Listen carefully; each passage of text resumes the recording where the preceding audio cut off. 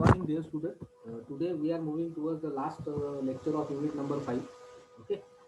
It is we are continuing the last lecture that is related to pointing theorem.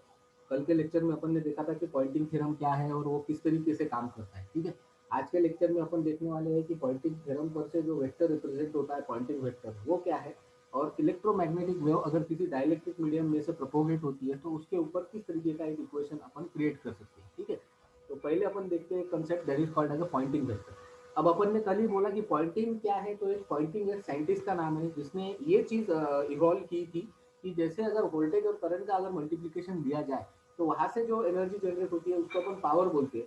वैसे ही अगर in terms of voltage in electromagnetic field if we take the cross multiplication of E bar with H bar the power can be generated that is presented or that is elaborated by the scientist called as a pointing. To represent this, the pointing theorem has been already we have studied the pointing theorem. Now in today's session we are going to understand the pointing vector. So the vector which is generated by as or the vector which is represented as p bar is equal to e bar into e bar cross h bar is called as a pointing vector, and it has a unit of watt per meter square. Hence, it represents power density associated with EM wave. The EM wave carry its own power along the z direction or direction of the P. ठीक है. अगर मुझे average power निकालनी है by using Poynting vector तो अपने को दो कंपोनेंट लगेंगे ई बार और एच बार. तो उसी को पकड़ते हुए अपन एक डायरेक्शन को कंसीडर करते हैं कि थ्री डायमेंशन में चलो अपने को पावर जेड डायरेक्शन के अलावा में निकालनी है. तो जेड डायरेक्शन के अलावा अगर अपने को पावर निकालनी है तो अपने को एक्स और वाई डायरेक्शन में के कंपोनेंट लेने पड़ेंगे. तो let us consider EM wave is propagating along Z direction, electric field is along x direction and magnetic field is along y direction. तो component of electric field ex is equal to क्योंकि x के direction में है तो ex का component क्या है e zero into cos omega T minus beta से. और component of magnetic field along y direction h by is equal to h zero cos omega T minus beta. ठीक है. e जीरो क्या होता है एम्पलीट्यूड और omega T minus beta z क्या होता है फेज. ठीक है. तो उसके बाद अगर इसका पॉइंटिंग वेक्टर बनाने को अपन जाए तो पी जेड क्या हो जाएगा ई बार क्रॉस एच बार. मतलब कर्ल कैसे लेते हैं, पहला रो हमेशा यूनिट वेक्टर का A X cap A Y cap A Z cap. X का सिर्फ एक्स ई का सिर्फ एक्स कंपोनेंट है E zero cos omega T minus beta Z, Y और जेड जीरो जीरो. और इसका वाई कंपोनेंट है तो एक्स और जेड जीरो जीरो, वाई कितना है H zero cos omega T minus beta. तो पी जेड क्या आ जाएगा इसका क्रॉस मल्टीप्लिकेशन इसके साथ. तो E zero into H zero cos omega T minus beta Z into cos omega T minus beta Z मतलब cos square omega T minus beta. पर पर अगर ईटा के फॉर्म में अपन ये फॉर्मूला लिखते हैं तो eta is equal to what E zero by H zero. तो therefore H zero is equal to eta by H zero is equal to E zero by eta. अगर एच जीरो की जगह अपन ई zero by ईटा डाल देते हैं तो E zero into E zero कितना हो जाएगा E zero square upon eta into cos square omega T minus beta Z. ये हो गया अपना pointing vector along the Z direction. और अपने को अगर टोटल निकालना है तो एवरेज निकालना पड़ेगा. किसी भी चीज का एवरेज कैसे निकालता है, जैसे अपन अपने पास 5 नंबर है 10 15 20 25 40, इनका एवरेज निकालने का तरीका क्या है, पहले उन सारे नंबर का सम निकाल लो, बाद में उसका टोटल जो काउंट है उससे उसको डिवाइड करो. ठीक है. तो वैसे ही इलेक्ट्रोमैग्नेटिक वेव के अंदर अगर आपको एवरेज निकालना है तो पहले टोटल पावर निकालनी पड़ेगी डिवाइडेड बाय टाइम साइकिल लेनी पड़ेगी जिसके ऊपर वो वेव बाउंड है. तो find the average time average power density we integrate. और टोटल निकालने के लिए मैथमेटिक्स में क्या है integration. Integrate above equation over the one cycle and divided it by the period of cycle. तो 0 टू 1 बाय एफ मतलब 0 टू टी एक साइकिल के करीब में अपन इस पूरे इक्वेशन को that is E square E zero square by M और eta into cos square omega T minus beta Z divided by T करके अपन उसका एवरेज निकाल लेते हैं. तो ये डिवाइडेड बाय टी बाहर निकलने के बाद हो जाएगा 1 बाय टी मतलब एफ. और E zero by square by M को भी अपन ले लेते हैं बाहर या ईटा को ले लेते हैं बाहर. कॉस स्क्वायर थीटा का फॉर्मूला है मैथमेटिक्स में 1 plus cos two theta by two. तो 1 प्लस कॉस टू थीटा मतलब 2 omega T minus 2 beta Z अंदर जाने के बाद बाय टू. तो ये एफ बाय टू ये बाय टू तो ये E zero square by two cancel.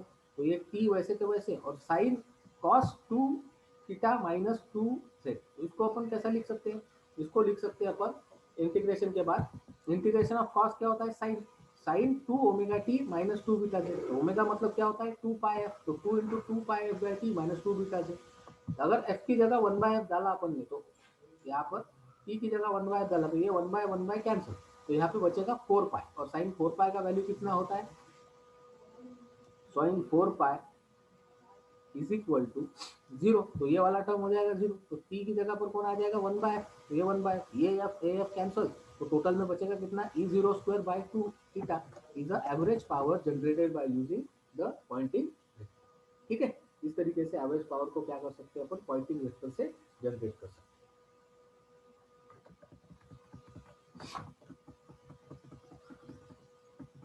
अब reflection of EM wave bye perfect dielectric is a normal incidence, ऐसा अपन एक अगला एक्सप्रेशन उसका लेते हैं। ठीक है, let z is equal to 0, ये वाला जो प्लेन दिख रहा है यहाँ पे, ये आपका बाउंड्री प्लेन है separating the two dielectric medium 1 and medium 2, एक मीडियम 1 है और एक मीडियम 2 है।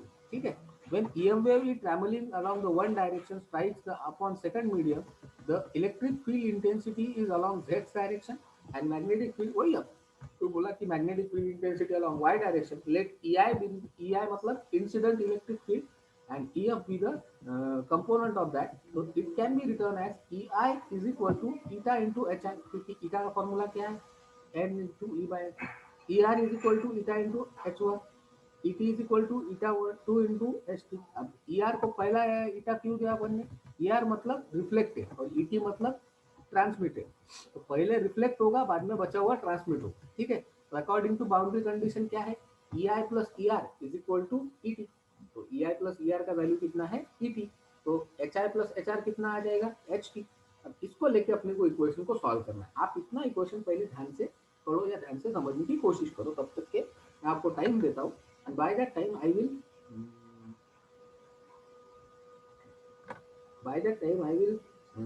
will be taking the space for you so that you can read the entire expression and then I can explain you that expression. Okay.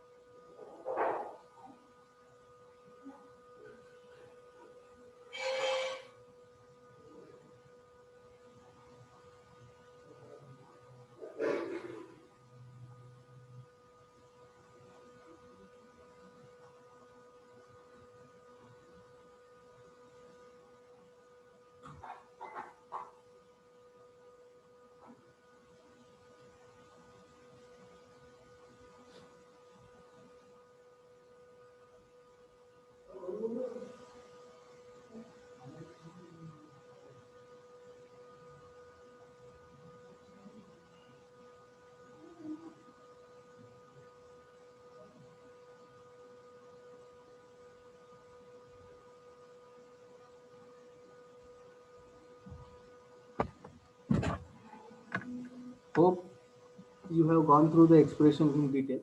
मैं वापस से आपको ये बताता हूँ कि ये एक्सप्रेशन कैसे रिलेटेड है कि जब भी कोई इलेक्ट्रिक मैग्नेटिक वेव किसी डाइलेक्ट्रिक मीडियम पे स्ट्राइक करती है तो उसके अंदर किस तरीके का रिफ्लेक्शन आता है वो इस एक्सप्रेशन से अपने को निकालना है। यहाँ पे किया क्या है, एक जेड प्लेन को लिया है ये, जिसके दो टुकड़े किए गए पॉइंट 1 और point 2 along Y direction and along X direction. ऐसा माना गया है कि electric field along X direction है, magnetic field along Y direction. ठीक है, कुछ जब आप वेव को स्ट्राइक करेंगे जेड के ऊपर तो कुछ जो पार्ट है वो इंसिडेंट होगा या पास होगा, ट्रांसमिट होगा, कुछ रिफ्लेक्ट होगा, सबसे कुछ बचा हुआ पार्ट पहले रिफ्लेक्ट होगा बाद में ट्रांसमिट होगा। तो रिफ्लेक्टेड वेव हमेशा फर्स्ट रहेंगी, ट्रांसमिटेड वेव हमेशा सेकंड रहेगी। इसी को लेके अपन ने जो एक्सप्रेशन नोट किए हैं वो है E I is equal to eta into H R, equation number 1, E R is equal to eta 1 into H R और E T is equal to eta 2 into H T. Actually ये है E eta E is equal to eta into H, तो transmit second होता है इसलिए 2 और reflect मतलब वापस आता है इसलिए -n1। ठीक है, तो अगर बाउंड्री कंडीशन लगाते हैं तो ई आई प्लस ई आर का वैल्यू कितना होता है ई टी और H I plus H are का वैल्यू कितना होता है एच टी। ठीक है, तो इस लिहाज से H I plus H R is equal to क्या आ जाएगा E T upon H T को अपन कैसे तरीके से रिप्लेस कर सकते हैं यहाँ पे E T upon eta 2, equation number 3 पर से मैंने इक्वेशन बना, तो इसकी जगह पे अगर अपन ने लिख दिया ई टी की जगह पे ई टी का formula it is E T to E I plus H R, E I plus E R, तो H I plus A R is equal to 1 upon eta 2 into E R. अब इसको solve करने के बाद कैसा होगा, ठीक है, इसको सॉल्व करने के बाद यहाँ पे थोड़ा सा उसने गलत तरीके से सॉल्व किया है इस नोट्स के अंदर में. I can show you the another notes where it is solve very properly.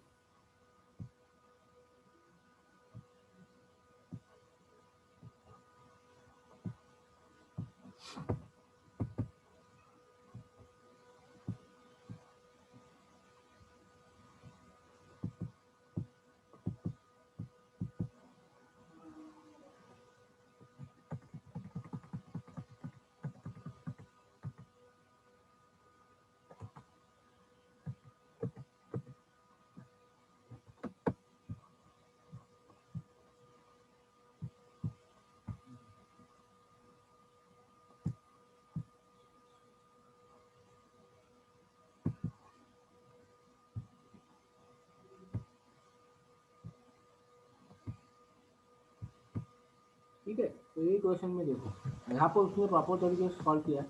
तो आप अगर इस ईटा वन को इधर लेके जाएंगे तो ये क्या हो जाएगा equation, E R minus E R upon eta one और E R plus E R upon eta two. तो यहाँ पर से अगर इसको सॉल्व करेंगे तो ईटा टू इधर चले जाएगा, ईटा वन इधर चले जाएगा. तो eta two into E I minus eta two into E R is equal to eta one plus E I plus eta one plus E R. अब ईटा वन वाले E one वाले इधर लेके आ जाओ, ई टू वाले उधर चले जाओ, या ई आई वाले एक तरफ लेके आ जाओ, ई आर वाले उधर की तरफ लेके जाओ.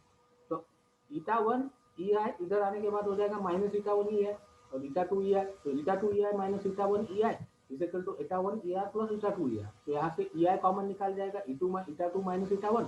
अब यहाँ से ई आर कॉमन लेंगे तो ये ईटा वन प्लस ईटा. तो अगर मैं ई आई अपॉन ई आर का रेशो लेता हूँ तो आ रहेगा ईटा two minus eta one upon eta two plus eta one. ये हो गया टाउ. टाउ को बोलते हैं रिफ्लेक्शन कोएफिशिएंट. तो कभी कभी आपको पूछते हैं कि derive the expression for reflection coefficient in EM wave. ठीक है, तो उसके लिए एक्सप्रेशन आएगा. तो टाउ का अगर अपन ने टाउ प्लस वन किया तो वहां से ट्रांसमिशन कोएफिशिएंट मिलता है. ठीक है, ये पॉइंटिंग थ्योरम का कुछ फॉर्मूला है और ये कुछ एक्सप्रेशन. ठीक है,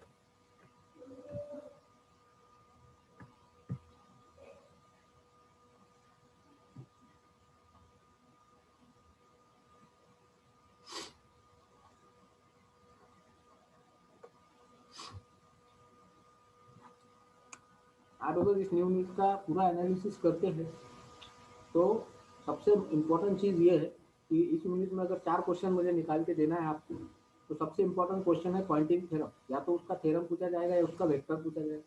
दूसरा इम्पोर्टेंट क्वेश्चन है ये ईएम वेव डायइलेक्ट्रिक वाला.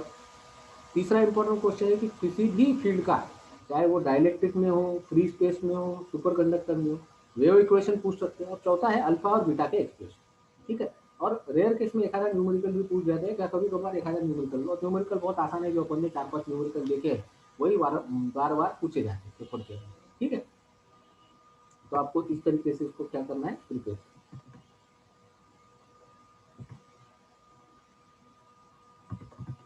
इसके साथ अपना यूनिट नंबर 5 खत्म होता है. अगले लेक्चर में अपन यूनिट नंबर 6 शुरू करेंगे. ठीक है,